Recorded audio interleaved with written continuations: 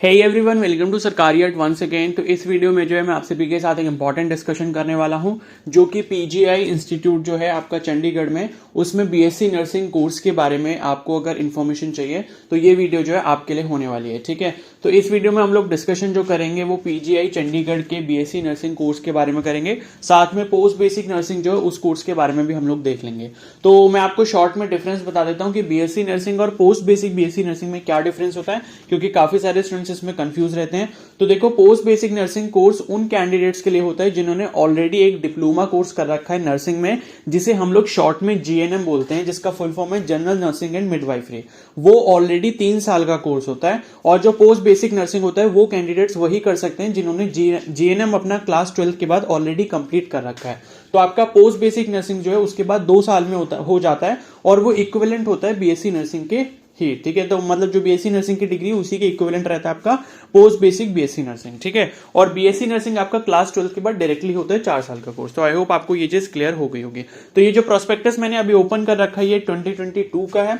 तो 2023 के लिए हम इसी के बेसिस पे सभी इंफॉर्मेशन को डिस्कस करेंगे कि क्या एलिजिबिलिटी रहेगी, क्या आपका मतलब पूरा प्रोसेस रहेगा सिलेक्शन का, कब आपके एप्लीकेशन फॉर्म्स आएंगे, कब आपका एग्जाम हो सकता है। तो ये सभी चीजें जो हम लोग इस वीडियो में डिस्कस करने वाले हैं, और बाकी इससे रिलेटेड जो भी फ्यूचर में अपडेट्स आएंगे तो उसके बारे में मैं आपको इन्फॉर्म कर दूंगा जब इसका ऑफिशियल नोटिफिकेशन 2023 के लिए आ जाएगा।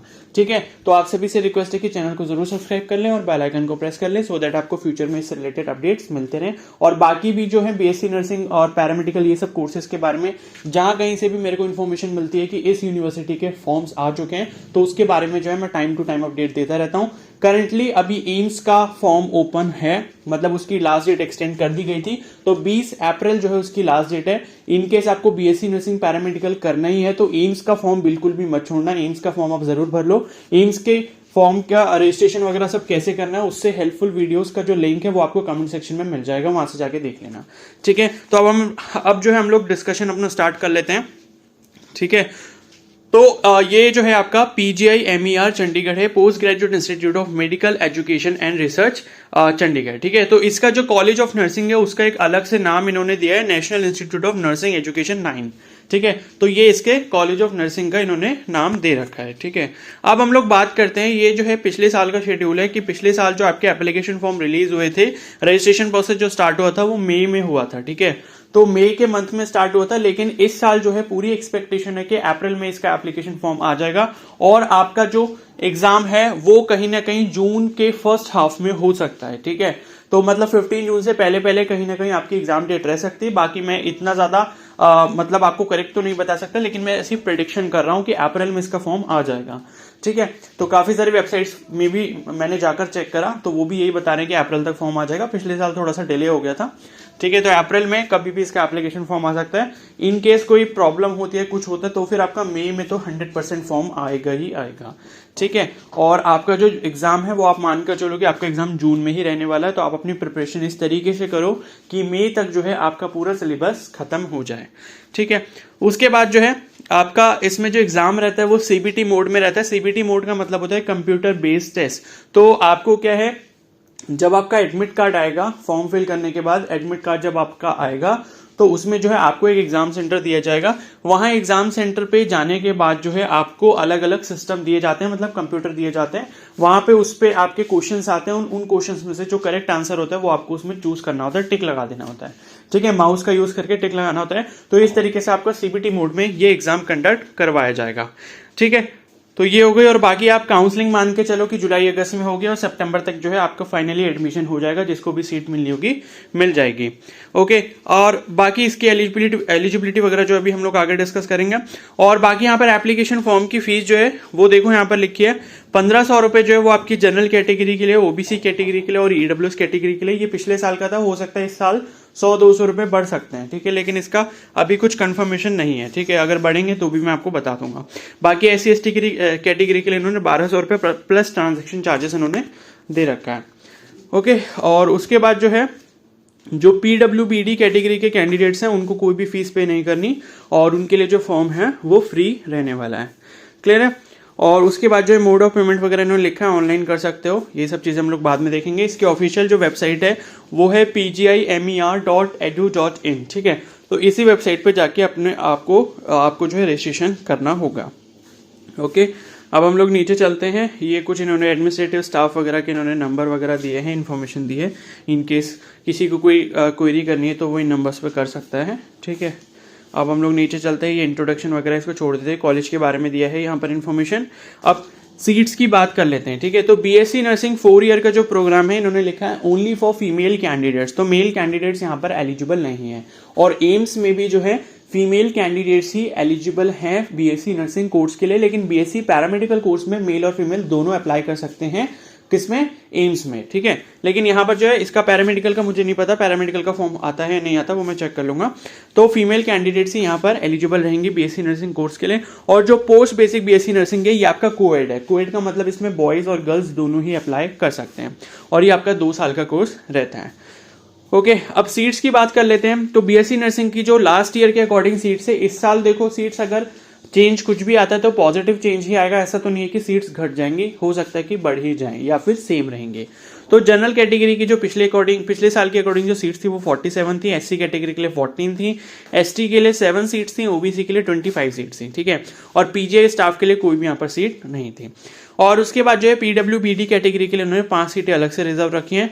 टोटल जो सीट्स हैं वो 93 हैं 2022 के अकॉर्डिंग। तो आप इस साल भी इतनी ही सीट्स मानकर चलना कि आपके लिए इतनी ही सीट्स रहेंगी। अगर कुछ भी चेंज होता है तो उसके बारे में आपको इन्फॉर्मेशन मिल जाएगी। बाकी पोस्ट बेसिक बीएससी नर्सिंग के लिए इसी तरीके से टोटल 62 सीट्स हैं, कैटेगरी वाइज डिस्ट्रीब्यूशन आप यहाँ पर देख सकते हो। बाकी पीजीआई स्टाफ के लिए यहाँ पर रिजर्वेशन इन्होंने रखा है, मतलब जो कैंडिडेट्स पीजीआई में ऑलरेडी जॉब कर रहे हैं उनके लिए जो है यहाँ पर 15 सीटें रिजर्व रखी गई हैं पोस्ट बेसिक नर्सिंग के लिए। क्लियर है, ठीक है। उसके बाद हम लोग आगे चलते हैं और एडमिशन टू नर्सिंग कोर्सेज लिखा है, ठीक है। इसमें कुछ नहीं लिखा है और मतलब यही सब लिखा है कि एक साल में जो है एक ही बार यहाँ पर एप्लीकेशन फॉर्म फिल होते हैं, ये सब चीज़ें लिखी हैं। तो एलिजिबिलिटी क्राइटेरिया के बारे में जो हम लोग इन्फॉर्मेशन देख लेते हैं। तो बीएससी नर्सिंग मैंने बता दिया ओनली फॉर फीमेल कैंडिडेट्स है। The minimum education requirement shall be 10+2 examination pass with physics, chemistry, biology and English और any other examination as equivalent there to with at least 50% marks in aggregate, ठीक है। तो आपका class 12th में जो है physics, chemistry, biology and English होना चाहिए। क्लियर है, तो ये 4 सब्जेक्ट्स आपके पास क्लास 12th में होने चाहिए, तभी आप बीएससी नर्सिंग कर सकते हो। और इन चारों सब्जेक्ट का जो एग्रीगेट है या जो एवरेज है वो आपका मिनिमम 50% रहना चाहिए, चारों सब्जेक्ट की परसेंटेज मिलाकर। उसके बाद है candidates appearing in 10+2 examination in April May 2022 can also apply for the course. तो ये हम लोग 2023 की बात कर रहे हैं, तो आप ये मानकर चलो कि 2023 में जो अपियरिंग कैंडिडेट्स हैं जिन्होंने इस साल अपने 12th के बोर्ड एग्जाम्स दिए हैं वो भी इस एग्जाम के लिए जो है एलिजिबल रहेंगे। But they will be issued admit card और roll numbers only if they submit the certificates और marksheet from the respective boards of their having pass the 10+2 examination to the principal, ठीक है। तो कहने का मतलब ये है कि जब तक इनका एग्जाम होगा जून तक, तो उससे पहले जो भी कैंडिडेट्स अपियर होंगे उनको अपने रिजल्ट जो है वो इनको भेजना होगा। जिस तरीके से भी लोग मांगेंगे कि मेल कर दो या कुछ भी कर दो, अपलोड करना है, तो वो आपको करना पड़ेगा एडमिट कार्ड इशू होने से पहले। क्लियर है, क्योंकि जून तक तो आपका सभी का रिजल्ट जो वो आ ही जाएगा। और यहाँ पर एज लिमिट की बात करें तो देखो बीएससी नर्सिंग आप पूरे इंडिया में कहीं से भी करो, मिनिमम एज जो है वो आपकी 17 साल होनी चाहिए और मैक्सिमम एज जो है वो आपकी 35 ईयर्स होनी चाहिए। अब ये जो मिनिमम 17 ईयर्स है वो क्या है, मतलब कब तक होनी चाहिए, तो 31 दिसंबर 2023 तक जो है मिनिमम आपकी 17 साल एज कंप्लीट हो जानी चाहिए, तभी आप इस फॉर्म के लिए एलिजिबल रहोगे। अब यहाँ पर पोस्ट बेसिक के लिए इन्फॉर्मेशन दी है, तो पोस्ट बेसिक के लिए भी वही है कि जीएनएम आपने पास कर रखा हो, 10+2 आपने पास कर रखा हो, जीएनएम में आपके मिनिमम 50% मार्क्स हो, ठीक है। और आपके पास आरएन और आरएम का जो सर्टिफिकेट है वो होना चाहिए। आरएन आरएम क्या होता है, registered nurse and registered midwife. तो इसका जो आपका आईएनसी इशूड सर्टिफिकेट है या फिर स्टेट नर्सिंग काउंसिल का जो सर्टिफिकेट है वो आपके पास होना चाहिए। बाकी मैक्सिमम एज के बारे में लिखा है कि 45 ईयर से ज्यादा यहाँ पर नहीं होनी चाहिए। क्लियर है। बाकी इन सर्विस कैंडिडेट्स के लिए लिखा है, तो ये आप लोग चेक कर लेना, जो भी इन सर्विस हैं पीजीआई चंडीगढ़ में वो यहाँ पर देख सकते हैं। बाकी फॉरेन नेशनल्स के इन्फॉर्मेशन इसको छोड़ देते हैं। रिजर्वेशन ये सब आपको पता ही है, मतलब जो क्राइटेरिया सेंट्रल गवर्नमेंट के हैं वही यहाँ पर रहेंगे, ठीक है, पीजीआई चंडीगढ़ में भी। और इसके बाद जो है पीडब्ल्यूबीडी कैटेगरी के बारे में दे रखा है, तो वही है 40% जो मिनिमम आपका होना चाहिए यहाँ पर, जो डिसेबिलिटी है, तभी आप यहाँ पर एलिजिबल इस कोटे के लिए रह पाओगे। अब यहाँ पर एंट्रेंस एग्जाम के बारे में इन्फॉर्मेशन दी है, तो सीबीटी मोड होगा, मैं ऑलरेडी आपको बता चुका हूँ। पिछली बार जो है वो आपका एग्जाम जुलाई में हुआ था, इस साल आपकी चांसेस है कि जून में आपका एग्जाम हो जाएगा, ठीक है। और उसके बाद जो है आपका जो एग्जाम रहता है वो 1.5 आवर का रहेगा, यानी कि 90 मिनट्स का रहेगा, 1.5 घंटे का आपका एग्जाम होगा। और एक ही शिफ्ट में आपका एग्जाम होगा, ऐसा नहीं है कि 2-2 शिफ्ट हो या 3-3 शिफ्ट हो, एक ही बार आपका एग्जाम होगा, मतलब पूरे दिन में एक बार आपका एग्जाम करवाया जाएगा, सभी जितने कैंडिडेट्स अप्लाई करेंगे। टाइमिंग जो है इसकी सुबह 9 बजे से 10:30 बजे रहेगी, और इस साल भी यही रहेगी, इसमें कोई चेंज नहीं आएगा। क्लियर है। और यहाँ पर जो है लिखा है कि एप्लीकेंट्स शुड इंडिकेट हिज या her choice of city of examination at the time of filling the application form. The city chosen is subject to confirmation of payment for the examination fee. ठीक है। और यहाँ पर जो है ये इन्होंने मतलब एग्जामिनेशन सेंटर दे रखे हैं। तो आपका अंबाला है, अमृतसर है, भटिंडा है, बिलासपुर है, चंडीगढ़ है, दिल्ली है।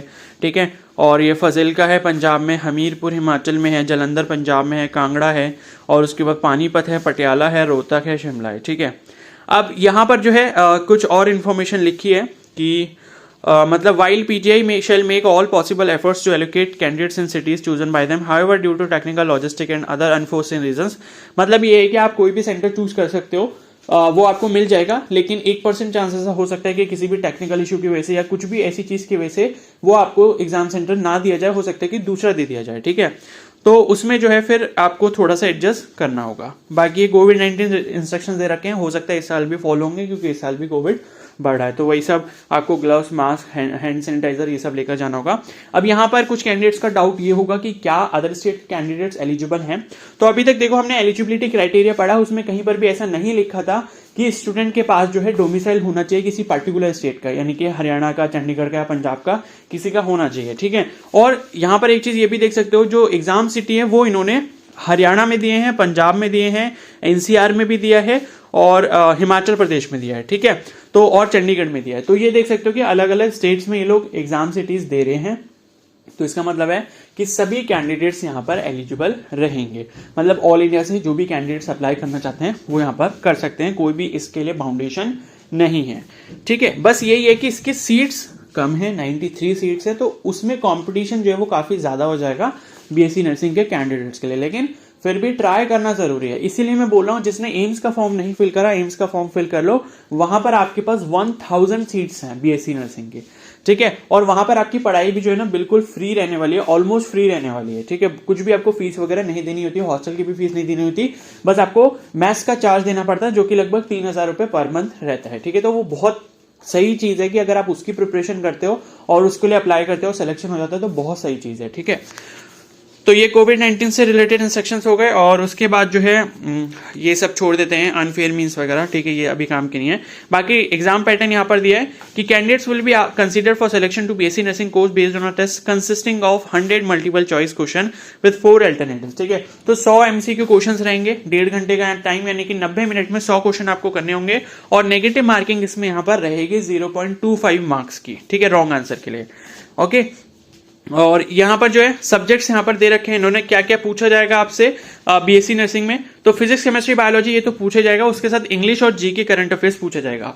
ठीक है। तो जीके करंट अफेयर्स से रिलेटेड मैं भी वीडियोस अपलोड कर रहा हूँ एम्स वाले कैंडिडेट्स के लिए, क्योंकि एम्स में भी जो है बीएससी नर्सिंग के एंट्रेंस एग्जाम में जीके पूछा जाता है। तो वो वीडियोस आप भी देख लेना, उसका प्लेलिस्ट का जो लिंक है मैं कमेंट सेक्शन में पिन कर दूंगा। जो भी फ्यूचर में वीडियोस आती रहेंगी वो उस प्लेलिस्ट में ऐड होती रहेंगी। ठीक है। तो अभी मैंने 2 वीडियोस अपलोड करी हैं करंटली, तो उन दोनों वीडियोस को जरूर देख लेना। करंट अफेयर से रिलेटेड टॉपिक्स मैंने बहुत अच्छे से समझाए हैं, और वो ऐसे इंपॉर्टेंट टॉपिक्स हैं जहां से आपके क्वेश्चंस आने की प्रोबेबिलिटी मैक्सिमम रहती है।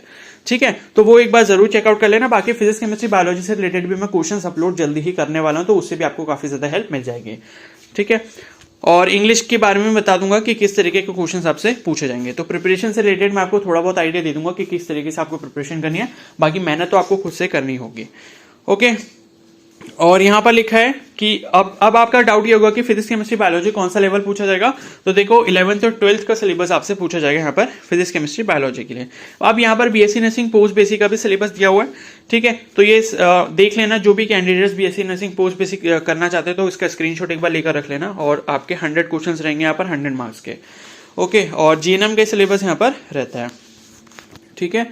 और उसके बाद जो है यहाँ पर मोड ऑफ एग्जामिनेशन मैंने बता दिया, 1.5 घंटे का पेपर रहेगा, सीबीटी रहेगा, एक ही शिफ्ट में आपका एग्जाम होगा 9 से 10:30 बजे सुबह, और 14 सिटीज में जो है यहाँ पर एग्जाम कंडक्ट करवाया जाता है। एक ही पेपर होगा, 100 एमसीक्यूज उसमें रहेंगे। ठीक है। और नेगेटिव मार्किंग 0.25 मार्क्स की रहेगी, और सही आंसर करने पे आपको +1 मार्क यहाँ पर दिया जाएगा। ठीक है, अब देख लेते हैं कुछ और इंपॉर्टेंट इन्फॉर्मेशन अगर यहाँ पर दी है तो क्राइटेरिया फॉर सिलेक्शन। ठीक है, तो यहाँ पर एक इंपॉर्टेंट चीज दी है कि सपोज मतलब यहाँ पर जो क्वालिफाइंग मार्क्स का क्राइटेरिया या आईएनसी की तरफ से लागू किया गया है इंडियन नर्सिंग काउंसिल की जनरल कैटेगरी से अगर आप बिलोंग करते हो या फिर ईडब्ल्यूएस कैटेगरी भी, क्योंकि ईडब्ल्यूएस जो वो जनरल के अंदर ही आते हैं, तो जनरल और ईडब्ल्यूएस जो दोनों कैटेगरीज हैं उनके पास जो है, और हो सकता है कि ईडब्ल्यूएस कैटेगरी यहाँ पर ना हो, क्योंकि अभी हमने जो सीट मैट्रिक्स देखी थी इनकी सीट्स का जो डिस्ट्रीब्यूशन दिया था उसमें ईडब्ल्यूएस की सीट्स का डिस्ट्रीब्यूशन उन्होंने अलग से मेंशन नहीं किया, तो हो सकता है कि ईडब्ल्यूएस के लिए यहाँ पर कोई भी रिजर्वेशन ना रखा गया हो। ठीक है, तो फिर भी मैं बता रहा हूं कि जनरल या फिर ईडब्ल्यूएस जो भी हैं तो उनके लिए 50% मार्क्स यहाँ पर एग्जाम में लाना जरूरी है। अब यहाँ पर देखो परसेंट मार्क्स नहीं लिखा, यहाँ पर परसेंटाइल लिखा है। ठीक है, तो दोनों में डिफरेंस होता है 50% और 50%। तो देखो डिफरेंस क्या होता है, अगर यहां पर लिखा होता है कि 50% मार्क्स आपके क्वालिफाइंग मार्क्स है, इतने आपको लेकर ही आने हैं तभी आप काउंसलिंग के लिए एलिजिबल हो पाओगे, तो इसका मतलब था कि 100 नंबर का पेपर है तो 50 मार्क्स आपको लेकर आने होंगे। लेकिन यहां पर जो है, क्योंकि एम्स में ऐसा ही होता है, एम्स में उन्होंने 50% मार्क्स बोला है। अब यहां पर पीजीआई चंडीगढ़ में ये जो प्रोस्पेक्टस में उन्होंने लिखा है वो 50% लिखा है, तो 50% का मतलब ये नहीं होता कि आपको 50 मार्क्स मिनिमम लेके आने तभी आप एलिजिबल हो पाओगे। 50% का मतलब होता है कि आप टॉप 50% बच्चों में आ रहे हो। ठीक है, मतलब अगर सपोज 1000 कैंडिडेट्स ने एग्जाम दिया है तो उसके जो टॉप 50% कैंडिडेट्स हैं, मतलब कि आपकी अगर 500 रैंक तक आ रही है तो आप यहां पर जो है एलिजिबल हो पाओगे काउंसलिंग के लिए। ठीक है, तो ये चीज दी है। बाकी एससी एसटी ओबीसी और पीडब्ल्यूबीडी कैटेगरी के लिए 45% उन्होंने यहां पर क्राइटेरिया दिया है, इतने मिनिमम परसेंटाइल आपके आने चाहिए। ठीक है, और उसके बाद जो है कुछ और इंपॉर्टेंट इन्फॉर्मेशन, ये काउंसलिंग एडमिशन ये सब हम लोग बाद में देखेंगे। बाकी वही है, एडमिशन आपके सितंबर तक हो जाएंगे, सितंबर तक जिसको सीट मिलनी होगी मिल जाएगी। ठीक है, और वेटिंग लिस्ट ज्वाइनिंग टाइम, मतलब कुछ कैंडिडेट्स को हो सकता है कि वेटिंग लिस्ट में भी रखा जाए। ठीक है, और उसके बाद जो है फिर आपका मेडिकल एग्जामिनेशन, ये सब तो एडमिशन के टाइम पर हो जाता है, मतलब जब आपका एडमिशन होगा उसके बाद आपको मेडिकल के लिए बुलाया जाता है। सिंपल सा मेडिकल होता है, बस ये चेक करते हैं कि आपको कोई भी ऐसी प्रॉब्लम तो नहीं है जो कि आपके कोर्स में जो है आपको प्रॉब्लम या इशू क्रिएट करे। ठीक है, तो वो सब चीजें आपकी चेक की जाएंगी। अब यहाँ पर फीस की बात कर लेते हैं कि इसकी फीस यहाँ पर कितनी रहेगी। ठीक है, तो देखो ट्यूशन फीस जो है वो आपकी 250 रुपीज है, यहाँ पर लाइब्रेरी फी 30 रुपीज है, लेबोरेटरी फी 120 है, गेम्स फी 15 रुपीज है, 120 रुपीज ये आपकी एमलकेमेटेड फंड है। ठीक है, और अदर फीस यहाँ पर दे रखी है। सिक्योरिटी मनी आपसे 5000 रुपए लिए जाएंगे जो कि आपको रिफंड कर दिए जाते हैं 4 साल के बाद। ये इसलिए लिए जाते हैं सिक्योरिटी फीस ताकि आप अगर कॉलेज की किसी प्रॉपर्टी का नुकसान करते हो तो वो नुकसान जो है इन 5000 रुपए में से आपका भरा जाएगा। ठीक है, अगर आपका बिहेवियर से रहता है, सब कुछ ठीक ठाक रहता है तो 5000 रुपए आपको 4 साल के बाद वापस कर दिए जाते हैं। बाकी माइग्रेशन फी है 100 रुपीज, रजिस्ट्रेशन फी है 200 रुपीज। ठीक है, तो आप यहाँ पर देख सकते हो पूरी जो बीएससी नर्सिंग की अभी हमने फीस देखी वो 1000 रुपए से भी कम है, और उसी तरीके से पोस्ट बेसिक बीएससी नर्सिंग की भी जो फीस है वो 1000 रुपए से यहाँ पर कम है। ठीक है, तो बहुत सही चीज है, मतलब आप समझ के चलो कि आपकी पढ़ाई होने वाली है यहाँ पर फ्री। उसके बाद हॉस्टल की बात करते हैं, तो देखो हॉस्टल सिक्योरिटी फीस इन्होंने 1500 रुपए जो कि आपको बाद में वापस मिल जाती है, जैसे मैंने बताया था रिफंडेबल है। हॉस्टल का फंड है ये नॉन रिफंडेबल रहता है, ये 2000 रुपए आपको देना पड़ेगा। रूम रेंट जो है वो 2400 रुपए 1 साल का है सिंगल ऑक्यूपेंसी के लिए, मतलब अगर एक बंदा एक रूम में अकेला रहता है, अगर एक बंदा मतलब शेयरिंग ऑक्यूपेंसी मतलब 2 बंदे या 3 बंदे रहेंगे एक रूम में तो आपको आधा उसका हो जाएगा 1200 रुपए 1 साल का। ठीक है, उसके बाद 500 रुपीज आपका इलेक्ट्रिसिटी चार्जेस है, और उसके बाद इलेक्ट्रिसिटी चार्जेस ये अलग अलग है, मतलब कूलर्स वगैरह अगर आप लोग यूज करते हो वहां पर तो उसके लिए दे रखा है। ठीक है, तो हॉस्टल का चार्ज भी आप देख सकते हो कि मतलब पूरे 1 साल का जो है आपसे 4000 रुपए के आसपास लिया जा रहा है, तो बहुत सही चीज है। मानकर चलो कि आपकी पढ़ाई जो यहाँ पर ऑलमोस्ट फ्री होने वाली है, तो यहाँ पर भी जो है आप अपनी पूरी मेहनत करो सो दैट आपको सिलेक्शन यहाँ पर मिल जाए। बाकी पेनाल्टी वगैरह लिखिए कि कुछ भी आप वो करते हो, कुछ भी मतलब डिसकंटिन्यू करते हो इस कोर्स को, तो 25,000 रुपए की जो पेनाल्टी है वो आपको बीच में देनी पड़ेगी।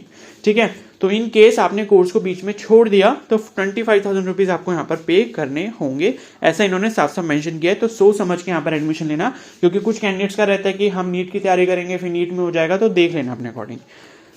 ओके, और उसके बाद जो है कोर्स फी, ठीक है, तो ये इन्होंने मतलब कुछ और फीस वगैरह लिखी है। Candidates offered admission during counselling must deposit the course fees. ठीक है, तो ये कोर्स फीस वगैरह लिखी है, तो इतनी आपको जो है 850 रुपीज आपकी कोर्स फीस है, और 5000 रुपीज जो वो आपकी सिक्योरिटी फीस है, या ये सब चीजें जो है वो आपको जमा करनी पड़ेंगी एडमिशन के टाइम पे। मतलब ये जो 850 रुपीज है वो वही है जो आपकी ट्यूशन फी, गेम्स फी, लाइब्रेरी फी, ये सब जो मिलाकर था। ठीक है, इसका मतलब जो है सेपरेट आपको चेक वगैरह देना पड़ेगा। अब स्कॉलरशिप की बात करते हैं तो institute award 500 rupees per month as stipend during 4 years. तो देखो सबसे सही चीज है ये, 500 रुपए जो आपको एक साल का यहाँ पर मिलने, एक महीने का जो है मिलने वाला है पूरे 4 साल के लिए, ठीक है। तो पढ़ाई तो सोचो फ्री हो गई, ऊपर से आपका मतलब थोड़ी सी अर्निंग भी हो जाएगी इससे, ठीक है ना। तो आपको जो है स्टाइपेंड मिलने वाला है 500 रुपीज और जो है पूरे 4 साल के लिए मिलेगा बीएससी नर्सिंग के कैंडिडेट्स के लिए। ओके, और उसके बाद जो है लाइब्रेरी वगैरह का दे रखा है इन्होंने कि मतलब लाइब्रेरी की फैसिलिटी है यहाँ पर, ठीक है। बाकी स्टूडेंट्स हेल्थ, तो स्टूडेंट्स को जो है चेकअप वगैरह की फैसिलिटी दी जाती है, ये सब चीज़ें लिखी है। बाकी रैगिंग वगैरह के बारे में लिखा है कि रैगिंग वगैरह नहीं होनी चाहिए, इस तरीके के हम लोगों ने अरेंजमेंट्स कर रखे हैं, ठीक है। और उसके बाद जो है यहाँ पर लिखा है कि BSc nursing students will be provided hostel facility on priority as per merit in entrance test, ठीक है। Students have to abide by hostel rules and regulation, otherwise they shall be expelled from the hostel and debarred from re-entry in the hostel. Students having residence or their parents working in Chandigarh or Panchkula, Mohali and adjoining municipalities, towns within 20 kilometers radius of Chandigarh will not be admitted to hostel, ठीक है। मतलब यही है कि hostel में एक बार आपकी entry हो गई, फिर आप कुछ भी मतलब करते हो, कुछ गलत चीज करते हो वहां पे, तो आपको हॉस्टल से बाहर निकाल दिया जाएगा और दोबारा फिर आपको हॉस्टल में एंट्री नहीं मिलेगी। दूसरी चीज ये लिखी है कि हॉस्टल जो है उन कैंडिडेट्स को नहीं दिया जाएगा जिनके पेरेंट्स इस कैंपस के 20 किलोमीटर के रेडियस में कहीं पर भी जॉब करते हैं, रहते हैं, उनके घर है, तो उनको हॉस्टल की फैसिलिटी यहाँ पर नहीं दी जाएगी, ठीक है। क्योंकि कुछ कैंडिडेट्स हो सकते हैं कि उनका मन हो कि हम तो हॉस्टल में रहेंगे, हमारे पेरेंट्स भले यहाँ पर रहते हैं, तो फ्रीडम चाहिए होता है, तो ऐसा नहीं होगा, ठीक है। बस यही चीज़ें दी हैं, बाकी तो कुछ और इम्पोर्टेंट इन्फॉर्मेशन यहाँ पर है नहीं, ठीक है। बाकी रजिस्ट्रेशन रिलेटेड है, जब आ जाएगा तब मैं आपको बता दूंगा, जब फॉर्म इसका रिलीज हो जाएगा। तो इन सब चीज़ों को भी छोड़ते हैं, ठीक है। इतना हमारा काम करनी है। तो जो जो मेन इंपॉर्टेंट इन्फॉर्मेशन थी मैंने सभी डिस्कस कर दी। एलिजिबिलिटी क्या है, सभी ऑल इंडिया के कैंडिडेट्स यहाँ पर एलिजिबल हैं, ठीक है। फिजिक्स, केमिस्ट्री, बायोलॉजी, इंग्लिश आपके पास 12th में होना चाहिए, मिनिमम 50% मार्क्स आपके होने चाहिए। और जीएनएम वालों को भी बता दिया मैंने, पोस्ट बेसिक बीएससी नर्सिंग वालों को हॉस्टल की फीस बता दी और आपकी ट्यूशन की फीस बता दी मैंने, ठीक है। टोटल सीट्स कितनी है ये बता दिया, एग्जाम कब तक हो सकता है, एप्लीकेशन फॉर्म कब तक रिलीज हो सकता है, ये सब कुछ मैंने आपको डिटेल में बता दिया।